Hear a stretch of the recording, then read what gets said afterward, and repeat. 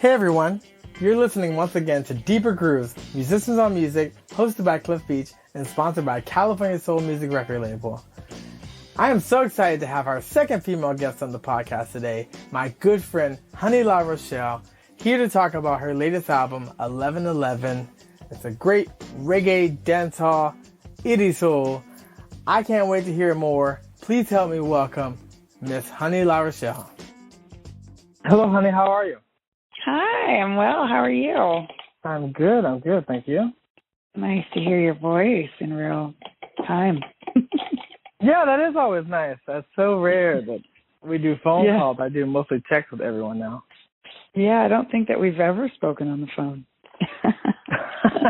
Which is a shame, a travesty. We should definitely do more of it. It's good to stay connected. And analog it is. ways.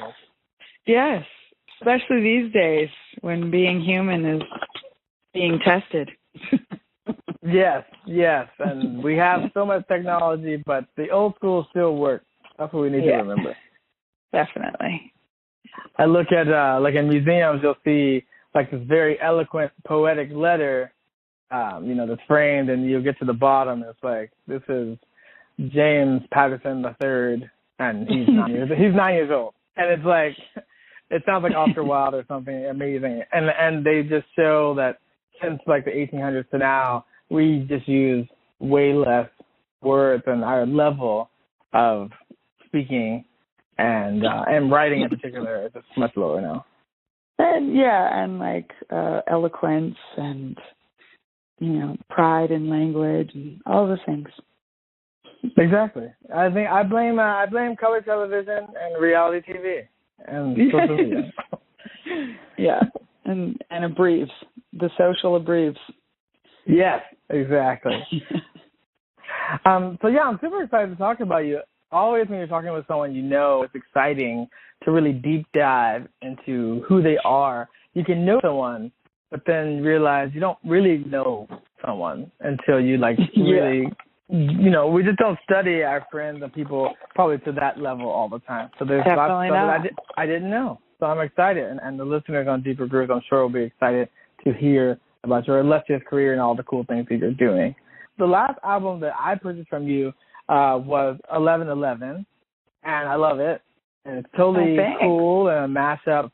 Reggae, you're blending all your soulful melodies and harmonies, and you're working with this really cool Danish producer, Far. And so I want to know, kind of all about how the dancehall production, because I had heard you originally more in an R&B type of sense, which are related, but you created this group of feel-good songs, and you're telling stories, and you affectionately coined it as itty soul. So what's the process of creating this album? How did you meet this producer, and how did that come to be, mixing Europe with your Canadian and American roots, and how did that happen? Oh, wow. Okay. Well, let me try to not make it too long of a story, but basically, I've been touring as a background singer for a lot of celebrities and in a lot of different bands, and I was the lead singer with the brand new Heavies for years. And when I got my first world tour with the Heavies, during that time, I also met this artist from Denmark who was coming to New York. I was living in Brooklyn at the time. And when he came to New York, he ended up staying for a couple months and doing a little tour, and I ended up touring with him. I just fell in love with his music, and we built a relationship. So based on that MySpace meeting, that's how long ago this was. I see. Okay. I have the contact. Yeah. So when I got my first world tour, it just so happened that we had 4 days off, and the last city we were in was Copenhagen. And Jonas, the artist I was speaking of, had a 4-day tour starting on the exact same day. So I ended up sort of hopping off of one tour and hopping onto the other, and our relationship blossomed from there. We ended up touring Africa together, Scandinavia a couple times, and 10 years later, we're best of friends. And in the past 10 years, I was going to Denmark 6 times a year and just building relationships there and meeting all these people. So one of my close friends in Copenhagen ended up sort of blowing up. He got a record deal, and he became a judge on The Voice. I heard the news, and I was very excited for him. So when I went back the next time, I hit him up, and he was like, "Oh, I'm working with the number one producer in Copenhagen. You should come through and just hang at the studio. So when I got there, he was actually almost finished with his song, and he was working with Fafa. And Fafa and I hit it off immediately, and I basically started working with them that night. Whenever they finished a song, we wrote another song, recorded it that night. And Fafa was like, "How long are you staying?" I was like, "Actually, I have no reason to go home." So I extended my trip. I stayed for 3 weeks. We worked 11 days straight and did 11 songs in 11 days. And that's sort of how 1111 was born. We just met, hit it off, and started writing about 4 p.m. every day. We'd start recording at 8 or 9 p.m. and at 3, 4 in the morning, we'd crawl home and do it all over again every day. And so were you into that style of music? Were you into reggae dancehall before meeting this person, or how did that kind of flow? Well, I don't know, what do you mean by into it? Sure, I was a fan of it. I had maybe recorded a couple other tunes in that style, but that was top 40 in Denmark. And Fafa had been working with huge reggae artists all over the world, Jamaica and Africa and Denmark. And in Denmark, that was like what was on the radio. That was the sort of style. So I just really loved all his rhythms, and they taught me a lot about those things as we were recording the album. I was into it because I was a fan of it, but I didn't know as much as I know now about it. Oh, yeah. I mean, that's part of the journey. That's part of the process. And I like how you pick up different people and being more global, being more international. I mean, going on international tours, seeing the world, already being from Canada, which is international. It just, there's so much world out there, and there's no reason to limit ourselves. We can meet more people, and things are cool. And I definitely think Europe is much more progressive as far as music is concerned when it comes to like what they like. They're more diverse than I think the American. I feel like they're more welcoming to people like us who are like soul heads. Mm-hmm. There's like some heavy soul heads in the UK and Europe, and I felt like they really fueled my career. Like I've been so blessed to have had opportunity out there to make and share music, because it really opened my eyes. Yeah, here in America, sure, I have fans and I have people who are supportive of my music, but I don't feel like there's as deep a love for soul music in general in this country. So it was really nice, kind of like ugly duckling syndrome when you realize, oh, actually, there is a home for me. Like, oh, I don't fit in here, but I totally fit in over here. So I'm so thankful for Europe and the UK. Yeah, I definitely agree with that. We just had a single that was played on BBC 6 on a really popular show. Congratulations. Thanks. Yay. Thanks. Yeah, and so I've always thought that the UK, London, Europe is just really great for, like you were saying, soul music. And I think there's more to come. I think there's definitely more people to connect with and more records to be made and tours to be done, hopefully, when we reopen the world and are touring again. Yeah, and I think that right now with COVID, I think this is a great opportunity for us to try and build it more here, because there are people like that here, but this is a much larger country. We're more spread out.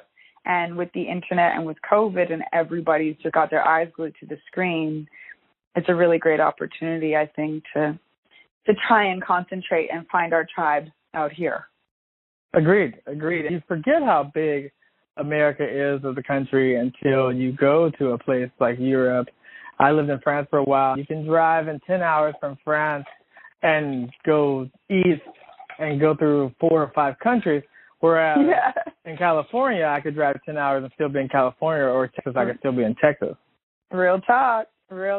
Yeah, it really puts things in perspective. And also with COVID, because I've been kind of afraid to fly. Not afraid, but I've just been like, I've been flying for 10 years a lot. Why don't I drive around America and see all the things I haven't seen? And, this country is massive.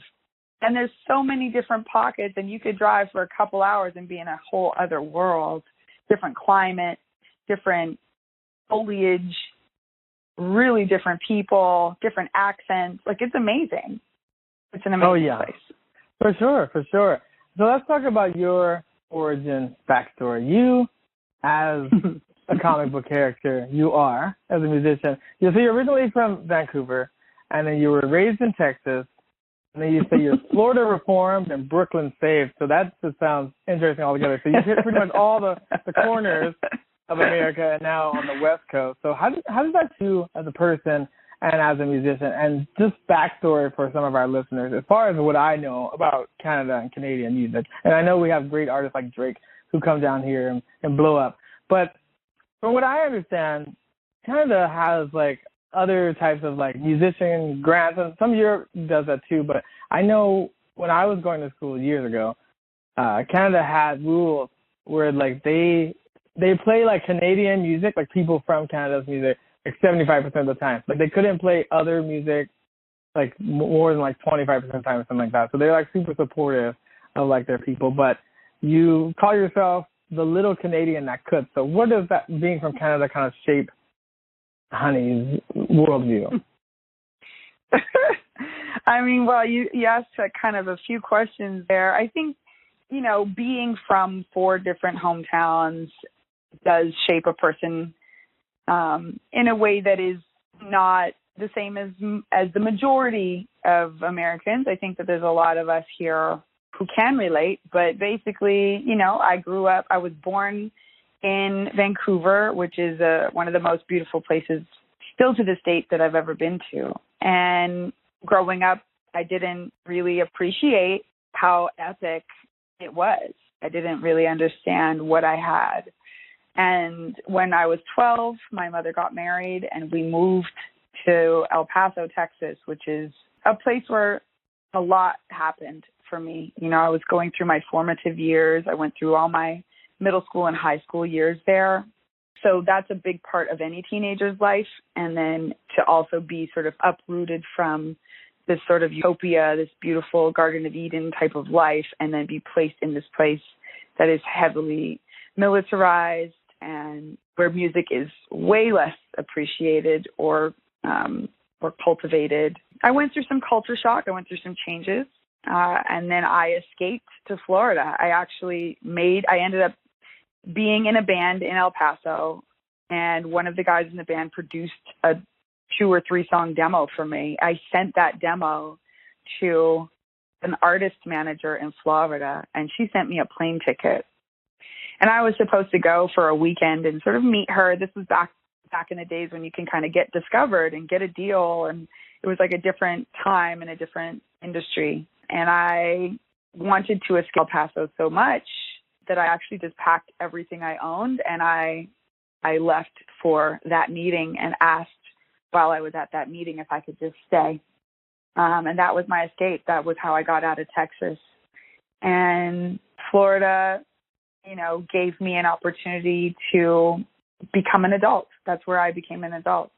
And that's where I was in a girls group for 4 years. We ended up touring the Southeast regions. We got signed to an incredible production company, record label. We did a lot of amazing things, and I ended up meeting some artists out of New York, which had been my dream my whole life. And then finally one day I bit the bullet and said, let me go ahead and go on this adventure up north. And I moved to Brooklyn, and that's where I got my first world tour and started, you know, being really, really in the industry. Not just an outsider at the window peeking. Wow, that's fascinating. I mean, not everybody gets to have that kind of, I mailed my gym up to someone, they mailed me back a plane ticket to come across the world. That doesn't happen every day, that's for sure. They must have heard something and heard the potential. And you also had something within you that you were adventurous to be able to want to take that type of adventure. Also, you were leaving El Paso, which is a very easy to leave place from what I've seen when I've been there or driven through there. But nothing to anyone from Texas and from El Paso. I'm sure there's beautiful things that I don't know about there. But yeah, no shade to my North Side homies. I love y'all. I love you, T. You know, I had a really incredible time there, and I still have people I consider family there. And we've had some artists come out of there. Like, I think his name is Khalid. He's from El Paso. Oh, yeah. He makes me very proud. I'm like, you better do your thing, baby. His voice is incredible, and he's really putting El Paso on the map. And El Paso has a lot of hungry, talented people and not a whole lot of resources. So the fact that he's put El Paso on the map and made it a place that people can be proud to represent is incredible, and I'm thankful for that because I am thankful for those years. They definitely made me who I am, which is a lot. So speaking of who you are, I see in your bio that you have been recording since you were 7 years old, which is very, very young. But I found it interesting that not only was your mom a single mom for a while, but she was a touring singer. What did your mom do, and like how did that shape or get you into music? Was she like super like you were just learning stuff from her, or she was singing all the time? Like how did that shape you? Yeah, I feel like I had like my education in music started really early. My mom was, hustling. She was a single mom trying to pay all the bills and raise her kid by herself. And so she was taking all kinds of gigs. She was in rock bands. She was singing for commercials. She was recording in studios. She was in the circuit in Vancouver. She was in an a cappella quartet. During that time, I was in all her rehearsals. I was with her on all of these tours. I was with her in the studio. So I was like watching her, ask an engineer for another opportunity to cut. I was like watching her in her a cappella rehearsals, working out intricate harmonies. And I was like, it never occurred to me that I wasn't a singer. Like I didn't have a moment where I was like, what do I want to be when I grow up? I didn't ever have to do that search. I just was like, oh, so we're singers and this is how life is and this is how life goes, which is wonderful, but it could be a negative too. It depends on how you look at it. I didn't ever explore anything else. And so that comes with its own set of consequences, right? But it also made me very confident in music. It was never a question that was what I was meant to do and be. Yeah, no, I think that's a good way to be. Just continue to go forward. I've heard the phrase "burn the boat." Basically, there's no way back. Yeah. All you can do is just keep pressing towards whatever it is. Yeah. But I mean, yeah, it sounds like even within yourself, you're willing to take different types of gigs. And I've seen on social media, you are a cheesy pizza goddess and a sultry fairy in your puppet band, the Fungineers. So what is a puppet band? Like, are you like, is the puppet like around you as a band they're playing instruments and then you're like also there and your outfits are like, what is this? I'm assuming it's for children or children of all ages, but what not at all. What is this? What is this? It's very adult. It's a kids show. It's a kids show for adults on acid, basically. Oh, it's like a psychedelic kids show. We play mostly Burning Man style festivals, and our fan base, our festival goers, conscious people who love to connect, who love to camp, who love bass music. And there's puppets, there's life-size puppets, and there are humans in costume. And there's a lot of different ways we can interact with each other. But the lead character in the Fungineers, his name is Paragon. He's a cyber unicorn Tron, which means he's half monkey, half robot, half unicorn. Wow. Okay. All right. And he beatboxes into a loop station. He makes dope beats, and I freestyle over those beats, and I have a loop station too. So I'm creating chords, I'm creating little melodies, and we sing silly songs or very serious songs, but it's always, delivered the same way a kid's show would deliver, so that, our intention is to remind adults how wonderful it was to be a kid and how possible it is to still have that childlike wonder, to still be willing to surprise yourself and to learn about yourself and to grow into whatever. So we're like proud weirdos. We're making sure that we're making being weird super cool, and encouraging people to like let your freak flag fly. But let your inner weirdo out. Let yourself be as crazy as you can. Do not be limited by the constraints that society places upon us. And so that's what we try to do. And so with that, do you guys all create your own personas? Like, did you say, I want to be the cheesy pizza goddess, I want to be the salty berry fair? How did that come to be? I know, or did the other guy choose, like, I want to be a monkey cyber unicorn. Cyber unicorn time. As with every show or band or play or film production, all characters have a time of development. And creating a character was something that never occurred to me. I was always like, I'm just me. I'm just out here being myself. And I was really limited. I was in the soul world. I was touring with soul legends. And I was like, the uniform is wear all black and be really cool on stage. And you can have a two-step, but it's got to look cool. And whatever you do, don't act out or try and stand out. And just be cool, man, be smooth. And that was the school I came from. And then I discovered this band of weirdos that were how can we be as weird as possible? What's the weirdest and craziest thing we could do with this situation? And they were they blew my mind. And they gave me this outlet where I was allowed to be anything I wanted. I didn't have any more limits. I didn't have any box I needed to fit in any longer. And in that freedom, I found characters like the Pizza Goddess, and I found characters like Barry Ferry. And I was also for a time platypus, where I was a platypus wearing a plaid dress and singing songs about Plush Groovy, platypus loving in the garden. So, okay. Yeah, it's been one of the greatest gifts of my life to have this community that will encourage me to act a fool.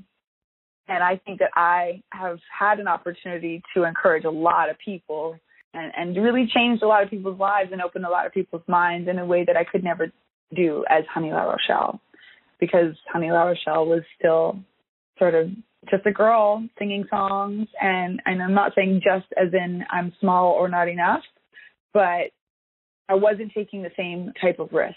And taking risks can be inspiring, even though it can be frightening for people. It can be really inspiring. When you see somebody doing something that you're like, oh my God, I would never try that. Oh my God. And you're watching. That's how I feel when I see break dancers and they're spinning on their head. I'm like, that is humanly possible. What would it take for me to even get close to being able to be perfectly balanced and aligned while upside down? That's not something I would have ever considered before I saw that. And I think that's what the Fungineers is offering. Oh, yeah, I like that concept. I like the concept of stretching it out and doing these things. It sounds kind of like the evolution of, you look at a Bootsy Collins when he was with James Brown Band, and then when he went into P-Funk with George Clinton, he just exploded into this totally different thing. Even though he was dope and both, but it was they really allowed him to be able to be as zany and as crazy and as Bootsy as he could be, creating that character.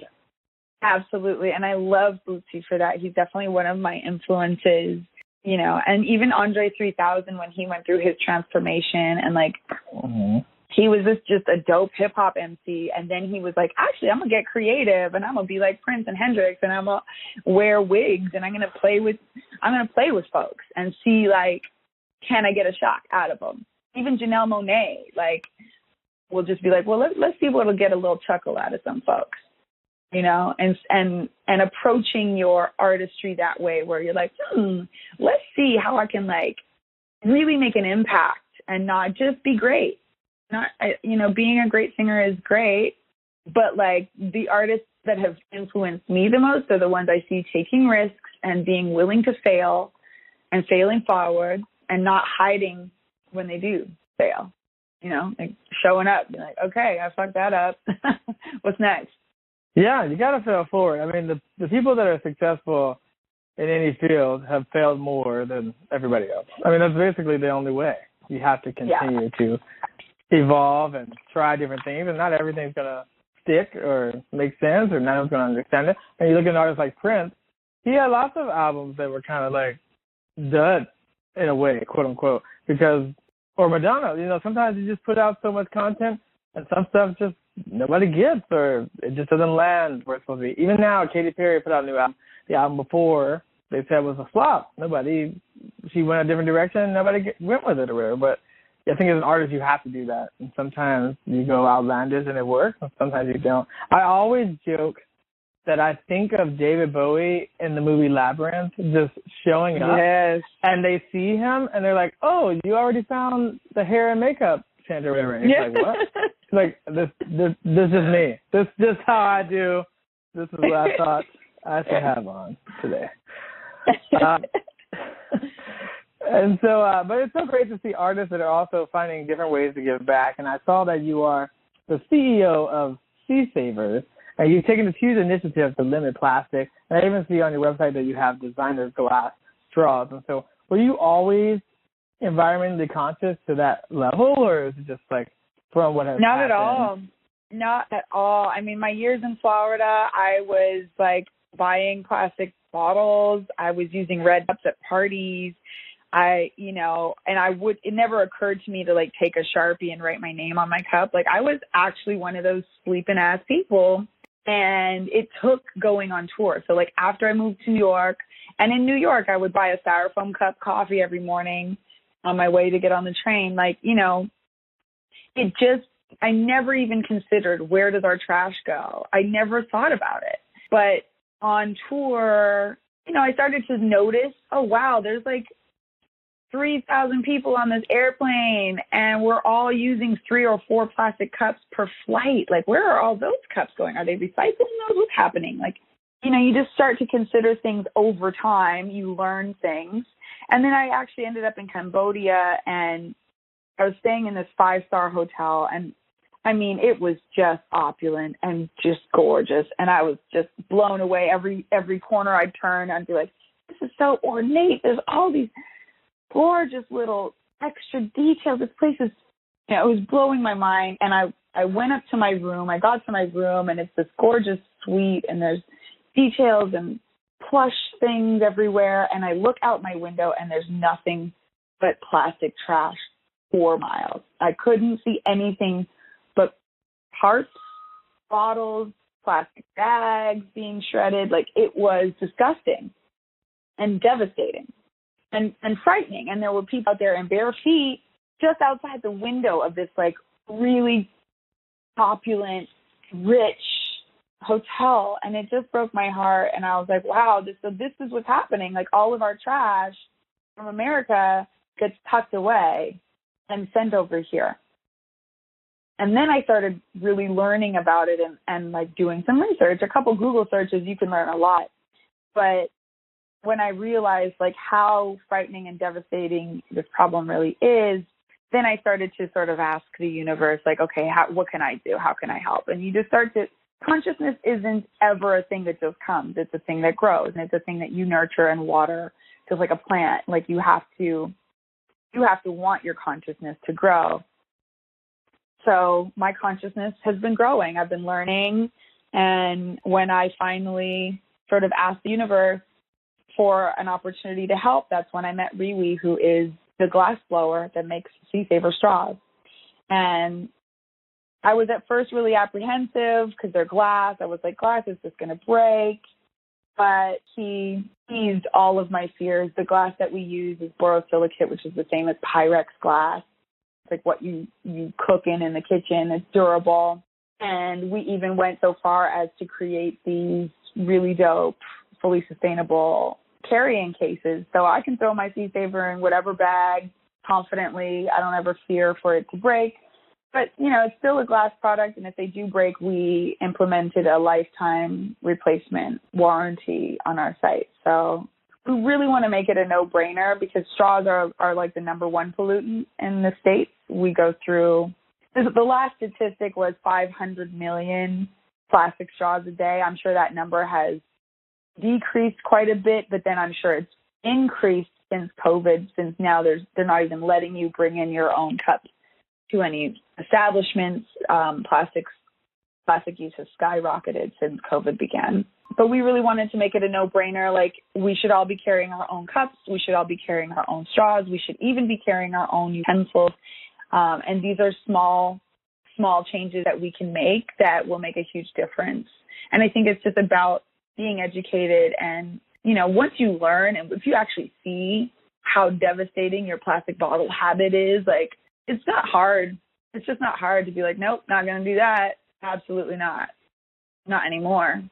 So if you buy a straw from Sea Savers, you know, and treat it with care, it can last you forever. If you break it, we'll replace it. And that's just like, hopefully, the introduction of your waste-free, plastic-free journey, however you want to take that.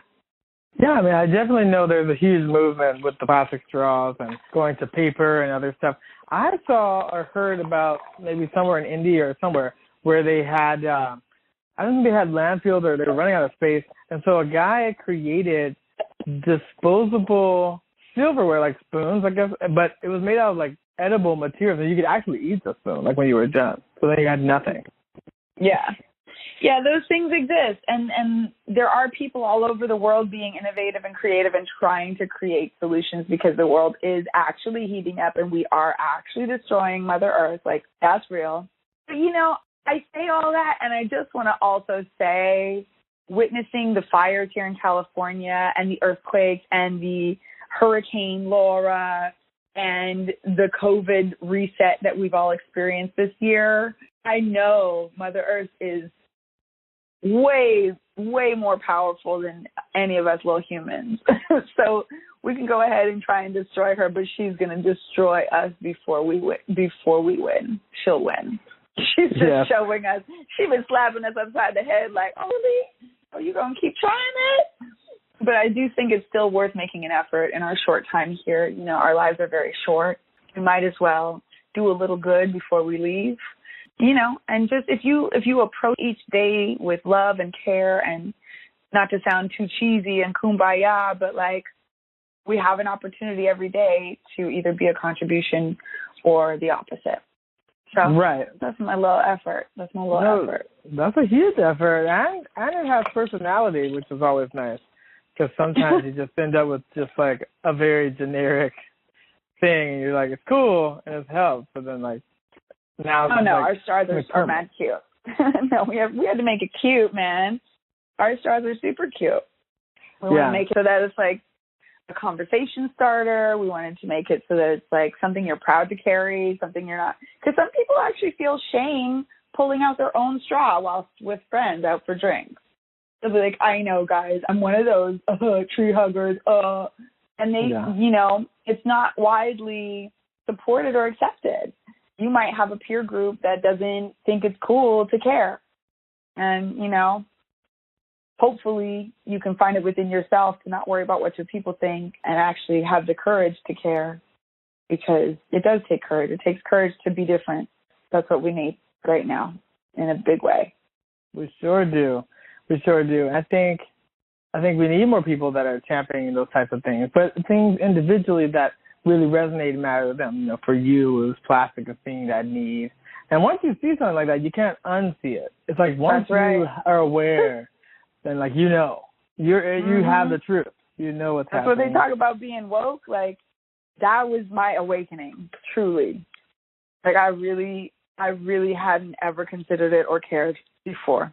So everybody's got their thing, and whatever your passion is, whatever you find, if you find some way to be a contribution, like, it never hurts to care or to be kind or to smile or to like be thoughtful and mindful. It just takes a little effort. You're just like, oh, I gotta remember to be mindful. I gotta remember to care. We can easily just get into our little mundane drone life.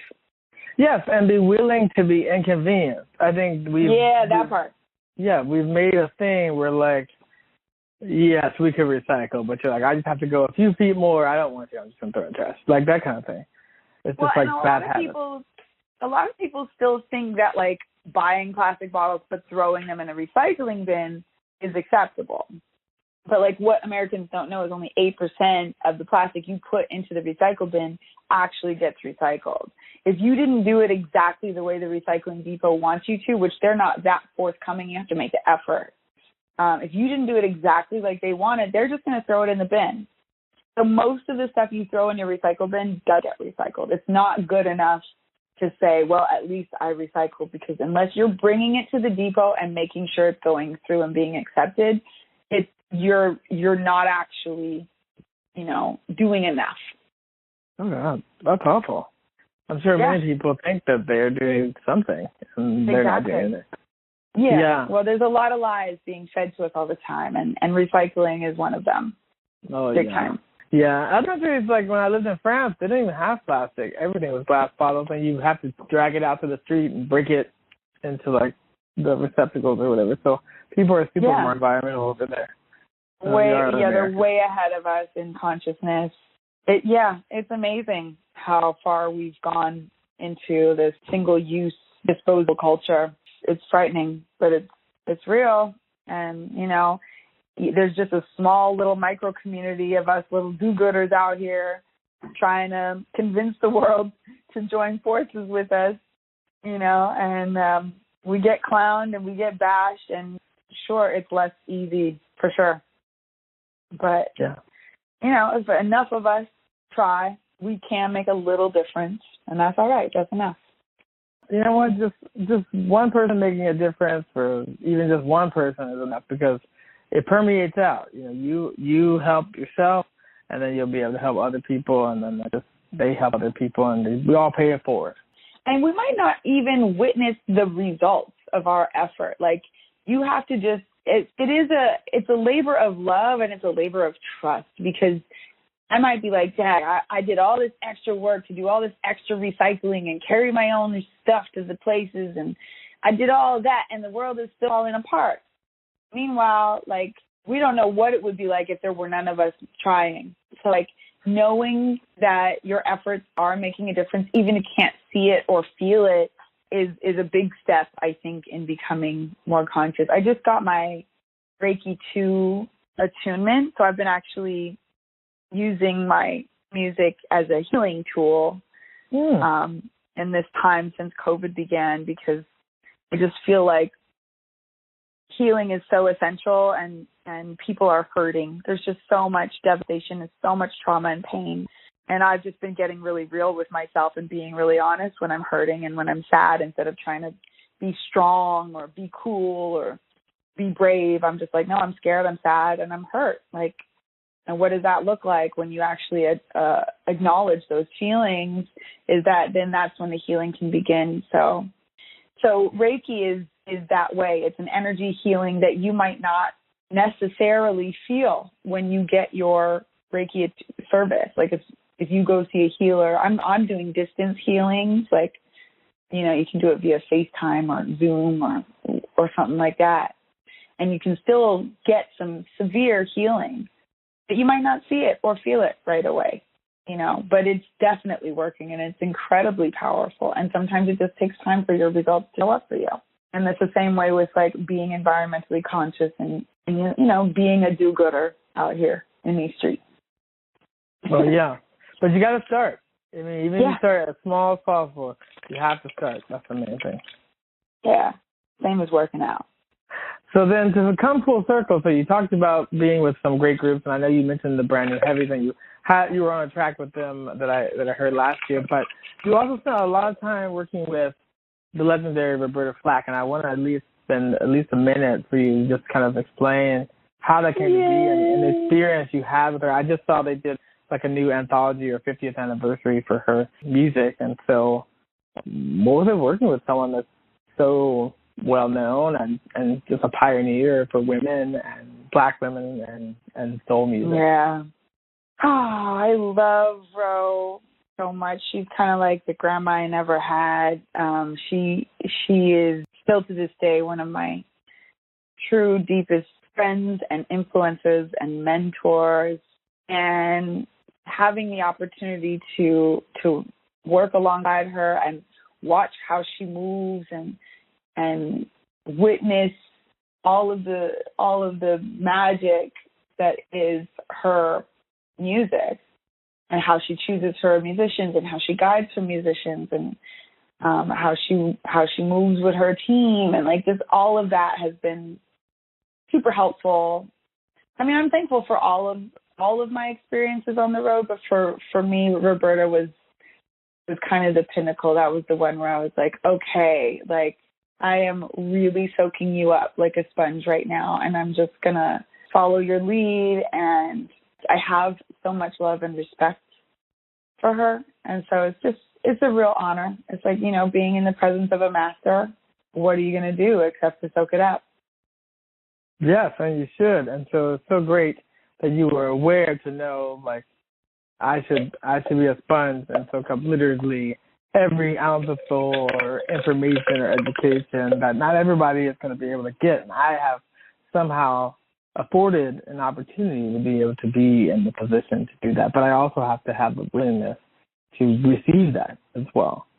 Oh, yeah, I got the download big time. I mean, I feel like there's so much magic out there in the world. Like, just the fact that I had the opportunity to audition for her, and then I met her on a Tuesday. She said, I'm going to snatch you up. And on Thursday, we were flying out for the first show. And I was panicked. I was on stage going, oh, my God, I've only had 2 days to study all this music. And then she would be like, oh, we're following the set list. And she would be like, oh, I'm going to start this other song. And you don't know what song she's starting because she'll hit one note and expect the band to fall in place and fall in line. And everybody did, because they were on their toes, paying attention, and they were all-star musicians. But I was just like eyes wide, puppy style, praying that I don't mess up too badly. And our first tour started 2 days after I met her. And she would just throw you in the deep end, and then you just had to swim. And I think that I am better for it. Yeah, I mean, iron sharpens iron. Those certain situations are trial by fire, but you made it through and definitely have been more refined from that. So having that experience, I have two final questions for you as we wrap up. I always ask all the guests on the podcast these two questions because I think they're very important. What advice would you give a newbie starting out in the biz? Ooh. All right. Gosh, that's tough. I want to say so many things. First of all, take yourself seriously. Don't take the opportunity to be an artist for granted. Being an artist is a gift. It's an honor. And if you want to have success, I think coming from a place where you were offering a service and offering a service of value and not doing it for the likes on Instagram or TikTok or whatever, it's not meant to be an ego boost. In fact, it can be an ego kill. You can be really hurt. You watch all these celebrities who die young because they're doing drugs, because this industry is tough. You see all these celebrities, these beautiful women who go and get their face cut up and do all this surgery because they don't feel like they're enough. Everybody has imposter syndrome, even the people we love and respect the most. So having confidence, knowing yourself, learning to love yourself, and take yourself seriously. When you walk into a room, know that you are powerful, know that you have value, and approach every opportunity to perform or record as an opportunity to offer your gift. I think that's really important, because if you're in it for the wrong reasons, you just want to be a baller and drive a Beamer or whatever, like, you're going to hurt more and you're going to hurt other people and you're going to end up learning the hard way. Oh, that's really excellent advice and super well said. And I agree wholeheartedly with what you had to say. And being an artist definitely is a gift, and people should remember it and approach it from that way. And it's a gift from the universe or whatever you believe. I definitely believe there's a source, and we're all connected to it as musicians and artisans. And so last question, what is your legacy? What do you want to be remembered for most? Oh, that's a lovely thought. I haven't given that much thought. I think it would be nice to be remembered for how I made you feel. I hope that I have made somebody feel really good, happy, loved, that warm feeling that, certain songs can offer or certain feelings can offer. I think that's how I would love to be remembered. It's just as somebody that made you really feel good. I think that feeling is more important than thinking. Those thoughts are very powerful, but how I made you feel, I think, is the thing. Well, I definitely know that you make me feel very good when I speak to you or hear you or get to work with you, and I'm sure that permeates out in everything that you do. You're always just so full of light and hope and energy and joy, and that's always great. And I think, your legacy is still yet to be fully written because you're still continuing on this continuum. But I think that's a great way to be, and I think that's a great way to end it because Maya Angelou said, people won't remember what you said or what you did, but they will remember how you made them feel. And so I think if that's how you remember it, then you'll be great. Oh, thank you, Cliff Beach. And I feel the same way about you. You're so incredible, and I'm so proud of you, and I'm so thankful for this opportunity to be on your podcast, on your show, your excellent show. Congratulations. Thank you. And congratulations on all your epic artistry. I just think you're such an incredible human and such a beautiful artist. So thanks for all that you offer because you are just so beautiful. Oh, thank you so much. That's so sweet, and I appreciate that. So we will definitely circle back to you once everything is out so you can hear it. We'll get it all edited up and then post it out to you. I'm so glad that you were able to come on because you're one of the adding to the diversity of having females on the podcast. We had so many men in the first season. We're now finishing up season 2.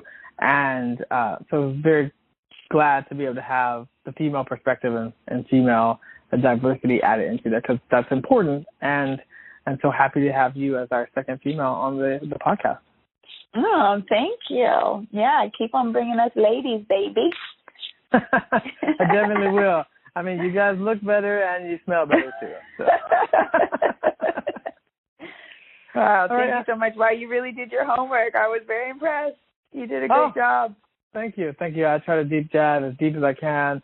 Luckily, Google is my best friend and knows all my secrets and yours too. And so the information is out there if you look for it.